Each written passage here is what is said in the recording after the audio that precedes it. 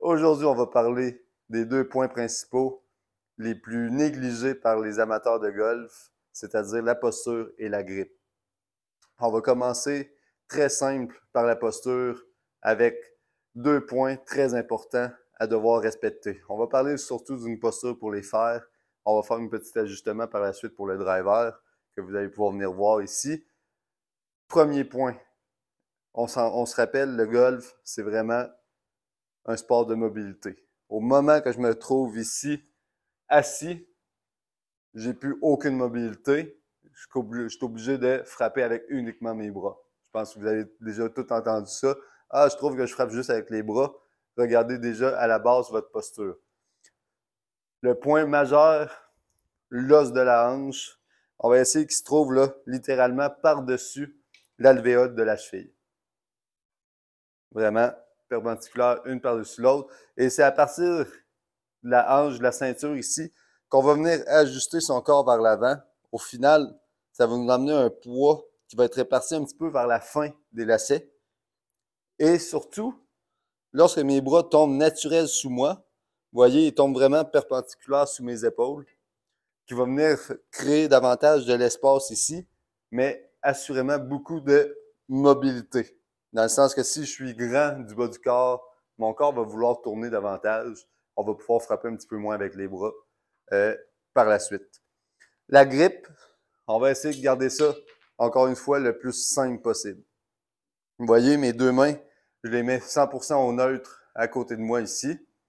Et moi qui est gaucher, je vais venir installer ma main droite en haut. Donc, main complètement au neutre.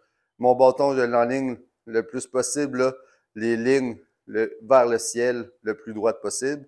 Je garde ma main au neutre et je viens installer ma main ici sur le bâton.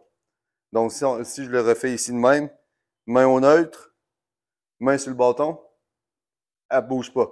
Elle ne vient pas rembarquer par-dessus, elle ne vient pas ici en dessous. Et l'erreur la plus fréquente qu'on voit, c'est un bâton pris dans la paume ici. Vous voyez là, la partie de ma main ici, je veux toujours qu'elle se trouve sur le dessus de la grippe. Donc, si je mets ma main au neutre ici, j'amène cette partie-là le plus possible par-dessus et je referme la main. Je vais emmener une prise neutre. OK?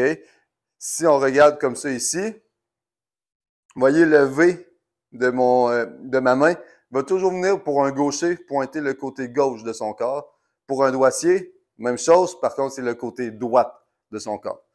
Ensuite, il y a deux options, il y a trois options qui s'offrent à vous.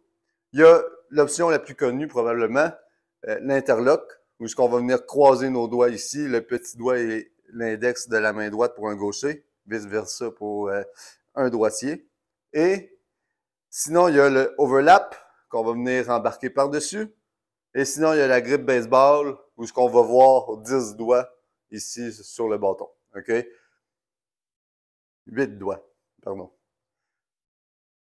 Je vais enseigner elle que j'utilise énormément, c'est-à-dire la interlock. OK? Donc, encore une fois, on se rappelle, ma main est au neutre. Je viens la porter sur le bâton. Ma main est encore une fois au neutre. Ici, je viens croiser et surtout la garder au neutre pour venir par-dessus mon pouce de la main droite. Ce qui va me créer au final une prise neutre. OK? Et surtout une prise qu'on entend souvent là, dans le creux des doigts. Donc, beaucoup plus facile de faire en sorte que ma tête de bâton revienne le plus possible au neutre si mes mains, eux, se trouvent au neutre sur mon bâton. Si je suis vraiment par-dessus comme ça, souvent ma tête de bâton va vouloir arriver fermée. Vice-versa, si mon bâton est dans ma paume, comme ça, ma main veut revenir au neutre, ma face de bâton est ouverte. Donc, prochaine fois que vous allez jouer, pratiquez, puis vérifiez votre posture, votre grippe. Pas mal sûr que vous allez pouvoir sauver quelques coups avec ça.